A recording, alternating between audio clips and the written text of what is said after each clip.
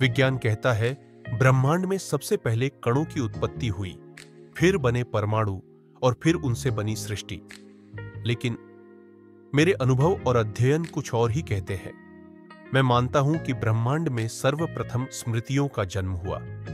ऐसी स्मृतियां जो बीते हुए समय की थी, और उन्हीं स्मृतियों से आत्मा का निर्माण हुआ। नमस्कार साथियों, स्वागत है आपका हमारे चैनल पर। शिव रहस्य श्रृंखला के इस वीडियो में हम जानेंगे भगवान शिव को भूतनाथ क्यों कहा जाता है। शून्य अवकाश में बस एक परम तत्व का अस्तित्व था, ऊर्जा, चेतना और नित्य सत्ता का एक अज्ञात स्रोत। उसी परम तत्व से उत्पन्न हुई स्मृति। ब्रह्मांड को अपने बीते समय की याद रखने के लिए स्मृति की आवश्यकता थी, और इस स्मृति को ऊर्जा चाहिए थी। यह ऊर्जा उसी परम तत्व से प्राप्त हुई जिसे वैदिक ऋषियों ने नाम दिया शिव।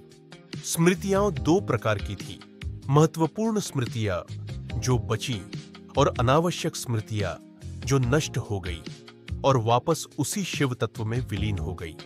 जो स्मृतियां बची उन्होंने आत्मा का रूप लिया, और यही आत्माएं थीं जो ब्रह्मांड की पहली संतान बनी। इसलिए हम यह भी कह सकते हैं कि ब्रह्मांड में सर्वप्रथम आत्माओं का जन्म हुआ।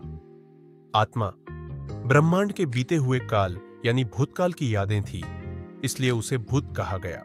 आत्मा यानी भूत, क्योंकि वे ब्रह्मांड के बीते हुए समय की चेतन स्मृतियां थी, और इसीलिए शिव को कहा गया भूतों के स्वामी, भूतनाथ। लेकिन इस गूढ़ सत्य को न समझ पाने वाले अज्ञानी धर्मगुरुओं ने भूत को मृत्यु के बाद भटकती आत्मा समझ लिया, और भगवान शिव को श्मशान में रहने वाला, भूतों से घिरा हुआ देवता बना दिया। कितना हास्यास्पद है हिंदू धर्म के धार्मिक गुरु का ज्ञान, और उससे ज्यादा हास्यास्पद यह है कि शिव को प्रेत योनि में रहे मनुष्य की आत्मा रूपी भूतों के नाथ साबित करने के लिए शिव से जुड़ी कई कहानियों का निर्माण भी इन लोगों ने कर लिया।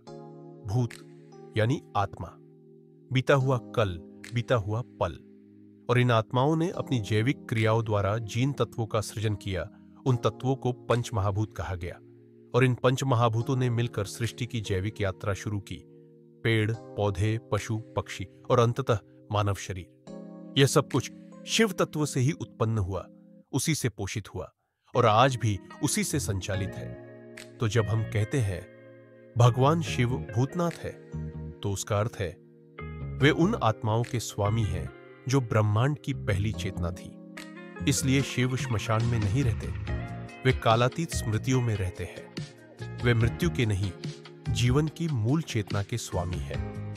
शिव रहस्य की अगली कड़ी में जानेंगे भगवान शिव को महाकाल क्यों कहा गया। आपका धन्यवाद। वंदे भारत।